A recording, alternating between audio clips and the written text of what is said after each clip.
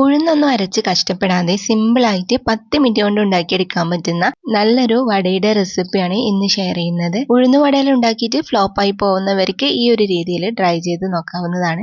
അപ്പം നല്ല ടേസ്റ്റി ആയിട്ടുള്ള ഈ വട നമുക്ക് എങ്ങനെ തയ്യാറാക്കുന്നതെന്ന് നോക്കാം. അപ്പം ഇതിന് വേണ്ടിയിട്ട് നമ്മൾ 1 കപ്പ് റവ എടുക്കുക. അത് ഞാനിതാ പാത്രത്തിലേക്ക് ഇട്ട് കൊടുക്കുന്നുണ്ട്. റവ വറുക്കേണ്ട ആവശ്യമൊന്നുമില്ല, സാധാ നോർമൽ റവ തന്നെ എടുത്താൽ മതി. ഇതിലേക്ക് നമുക്ക് 1/2 കപ്പ് തൈര് ചേർത്ത് കൊടുക്കാം. തൈര് കുറച്ച് പുളിയുള്ള തന്നെ എടുത്താലും കുഴപ്പമൊന്നുമില്ല കേട്ടോ. ഇനിയിപ്പോൾ നമുക്ക് ആവശ്യത്തിനുള്ള ഉപ്പിട്ട് കൊടുക്കാം. പിന്നെ കുറച്ച് വെള്ളം ഒഴിച്ചിട്ട് ഇത് ആദ്യം നമുക്ക് നല്ലപോലെ ഒന്ന് മിക്സ് ആക്കിയിട്ട് എടുക്കണം. 1/2 കപ്പ് വെള്ളമാണ് കേട്ടോ ഞാൻ ഒഴിച്ചു കൊടുക്കുന്നത്. ഇനിയിപ്പോൾ നമുക്കിത് നന്നായിട്ടൊന്ന് മിക്സ് ആക്കി കൊടുക്കാം. ഈ റവ നന്നായിട്ട് കുതിർന്ന് വരാനും അതുപോലെ തന്നെ നമ്മുടെ റവ നല്ല സോഫ്റ്റ് ആയിട്ട് കിട്ടാനും വേണ്ടിയിട്ടാണ്. ഇതേപോലെ നന്നായിട്ട് മിക്സ് ആക്കിയിട്ട് നമുക്കൊരു 5 മിനിറ്റ് റെസ്റ്റ് ചെയ്യാൻ വെക്കാം. 5 മിനിറ്റ് കഴിയുമ്പോഴത്തേക്കും റവ എല്ലാം നല്ലോണം സോഫ്റ്റ് ആയി വന്നിട്ടുണ്ടാവും. ഇനിയിപ്പോൾ നമുക്ക് ഇതിലേക്ക് 1 ടീസ്പൂണ് ചെറിയ ജീരകം ചേർത്ത് കൊടുക്കാം. എന്നിട്ട് ഇതിലേക്ക് ചെറിയൊരു കഷ്ണം ഇഞ്ചിയും വെളുത്തുള്ളിയും ഇതുപോലെ ചെറിയ ചെറിയ കഷ്ണാക്കിയിട്ട് ഇട്ട് കൊടുക്കാം. അത് ചതച്ചിട്ടിടരുത് കേട്ടോ, ചതച്ചിട്ടിട്ടാൽ ടേസ്റ്റ് മാറിപ്പോവും. ഇതുപോലെ ചെറിയ കഷ്ണാക്കിയിട്ട് ഇട്ട് കൊടുത്താൽ മതി. എന്നിട്ട് ഇതിൻ്റെ കൂടെ തന്നെ നമുക്ക് ഒരു പച്ചമുളക് ഇതുപോലെ വട്ടത്തിൽ കട്ട് ചെയ്തതും പിന്നെ കുറച്ച് കറിവേപ്പില ചോപ്പ് ചെയ്തതും അതിൻ്റെ കൂടെ തന്നെ നമുക്ക് ഒരു ഉള്ളി കട്ട് ചെയ്തതും കൂടി ഇട്ട് കൊടുക്കാം. ചെറിയ ഉള്ളി അല്ല കേട്ടോ, നമ്മുടെ സവാള തന്നെ എടുത്താൽ മതി. അതും നമ്മൾ ഇതുപോലെ ചെറിയ കഷ്ണാക്കിയിട്ട് ഇട്ട് കൊടുക്കാം. പിന്നെ നമുക്ക് കുറച്ച് കായപ്പൊടിയും കൂടി ഇതിലേക്ക് ചേർത്ത് കൊടുക്കണം. എന്നിട്ട് നമുക്കിത് നല്ലപോലെ കുഴച്ചെടുക്കാം. റവയും മസാലയും എല്ലാം കൂടി നമ്മൾ നന്നായിട്ട് കുഴച്ച് മിക്സ് ആക്കി എടുത്തതിന് ശേഷം കുറച്ച് ബേക്കിംഗ് സോഡയും കൂടി നമുക്ക് ചേർത്ത് കൊടുക്കാം. ഒരു പിഞ്ച് മാത്രം ചേർത്ത് കൊടുത്താൽ മതി. അപ്പോൾ ഇതാ ഇത് കുഴച്ച് റെഡിയാക്കി വെച്ചിട്ടുണ്ട്. ഇനിയിപ്പോൾ നമ്മളിതാ ഇതുപോലെ കുറച്ച് ഓയിൽ ചൂടാക്കാം. ഓയിലോ വെളിച്ചെണ്ണയോ നിങ്ങൾക്ക് ഇഷ്ടമുള്ളത് എടുക്കാം.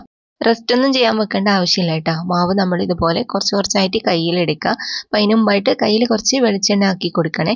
എന്നിട്ട് ഇതുപോലെ ഒന്ന് ഹോൾ ഇട്ട് കൊടുത്താൽ മതി. നടുക്കായിട്ട് നമ്മൾ ഉഴുന്നുവട ഉണ്ടാക്കാൻ വേണ്ടിയിട്ട് ഹോൾ ഇടുന്നില്ലേ, അതേപോലെ തന്നെ ഹോൾ ഇട്ടിട്ട് നമുക്ക് എണ്ണയിലേക്ക് ഇട്ട് കൊടുക്കാം.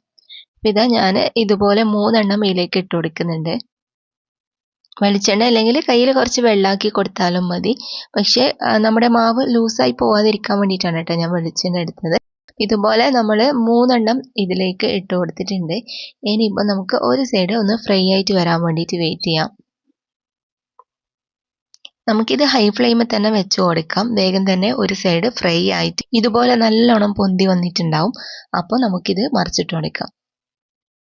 അപ്പോൾ ഇതിൻ്റെ ഒരു സൈഡ് കണ്ടോ നന്നായിട്ട് ഫ്രൈ ആയിട്ട് നല്ലപോലെ മുരിഞ്ഞ് നല്ല കളറെല്ലാം മാറി വന്നിട്ടുണ്ട്. ഇനി നമ്മൾ മറ്റേ സൈഡും അതേപോലെ തന്നെ നന്നായിട്ട് ഫ്രൈ ആക്കിയിട്ട് നല്ലൊരു ഗോൾഡൻ കളറിലാക്കിയിട്ട് എടുക്കാം. അപ്പോൾ ഇതാ നമ്മുടെ വട റെഡി ആയിട്ടുണ്ട്. ഇനി നമുക്കിത് കോരി മാറ്റിയിട്ട് ബാക്കിയുള്ളതും കൂടി ഇതുപോലെ തന്നെ ഫ്രൈ ആക്കിയിട്ട് എടുക്കാം.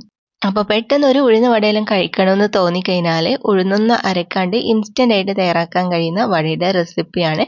അപ്പോൾ ഇത് ഏകദേശം നമ്മുടെ ഉഴുന്ന് വടയുടെ ടേസ്റ്റ് തന്നെ കിട്ടും കേട്ടോ.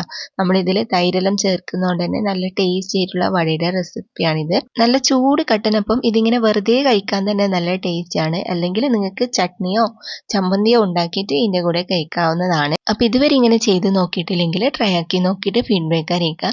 ഇന്നത്തെ റെസിപ്പി നിങ്ങൾക്ക് എല്ലാവർക്കും ഇഷ്ടമായിട്ടുണ്ടാവും എന്ന് വിചാരിക്കുന്നു. ഇതുപോലുള്ള വെറൈറ്റി റെസിപ്പികളായിട്ട് നമുക്ക് വീണ്ടും കാണാം.